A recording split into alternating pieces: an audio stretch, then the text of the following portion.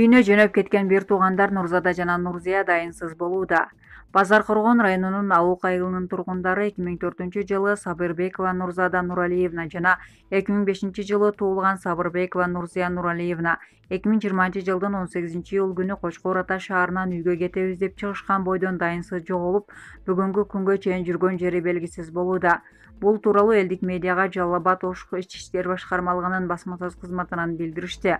Учурда Нурзада жана Нурзиянын жүргөн жерин аныктоого мүмкүнчүлүк болбой жаткандыгына байланыштуу туугандары жана милиция аны табууга коомчулуктан жардам сурайт. Сабырбекова Нурзаданын өзгөчө белгилери: бою 140-145, өңү ак жүздүү, кашы көзү кара, чачы кара узун, кийген кийими кызыл түстөгү көйнөк.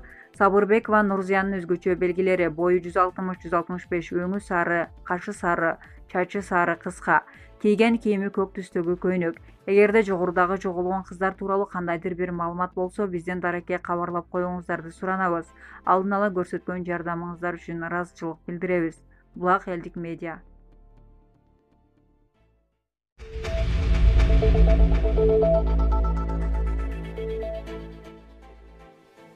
Алтын сертификат алган Адель дүйнөнүн 6 жогорку окуу жайына өттү. Адел Аскарбекова математика жана орус тили боюнча олимпиадаларга катышып, белгилүү орундарды алып келген. Аны менен тим болбой, Адель ЖРТда да алтын сертификатка ээ болду.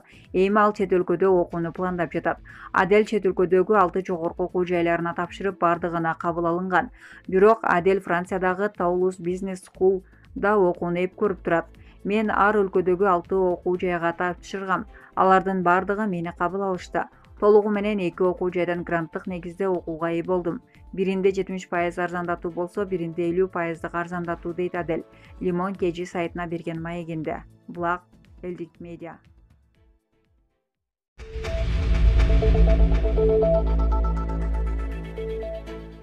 COVID-19 илдетинен 18 адам каза болду.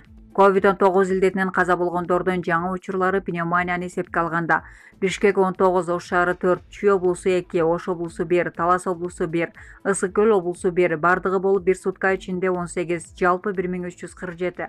Булак элдик медиа.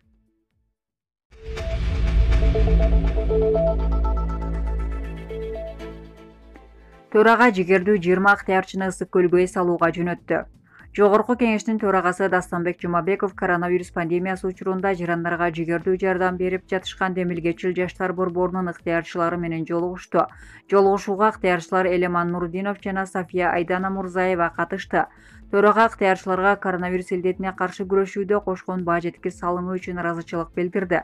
Мамлекет үчүн оор мезгилде сиздер эрдикти, биримдикти, өз ара жардам берүүнү жана колдоону көрсөттүңөр. Сиздер ар бир мүнөт сайын жарандардын өмүрү үчүн кайраттуулук менен күрөшүп жатасыңар, деди Дастанбек Жумабеков. Өз кезегинде ыктыярчылар көңүл бурган үчүн парламент жетекчисине ыраазычылык билдиришип, төрагага Демилгечил жаштар борборунун ишмердүүлүгү тууралуу маалымат беришти. Ыктыярчылардын айтымында, алардын башкы миссиясы азыркы кыйын учурда муктаж болгон адамдарга жардам берүү. Маектешүүнүн жүрүшүндө төрага ыктыярчылар оор милдет аткарып, жумуш жагынан гана эмес, психологиялык жактан да кыйынчылык тартып жатышкандыктарын белгиледи. Ыктыярчылардын көбү эс алып, ден соолугун калыбына келтирүүгө муктаж. Ушуга байланыштуу төрага 20 ыктыярчыга жогорку кеңешке караштуу Алтын көл пансионатына жолдомо берди. Жолугушуунун соңунда Дастанбек Жумабеков жогорку кеңеш дайыма кызматташууга ачык, жаңы демилгелерди кароого даяр экендигин билдирди. Ыктыярчыларга ошондой эле эстелик белектер тапшырылды. Булак элдик медиа.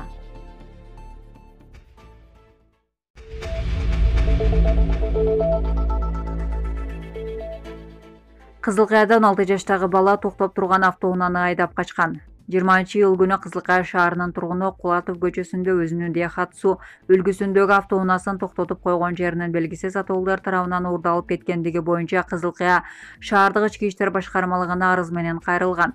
Бул арыз Кызылкая шаардык ички иштер башкармалыгынын КЖБРине автотранспорт каражаттарынын айда качуу беренеси менен катталып, сотко чейинки өндүрүш иши башталган.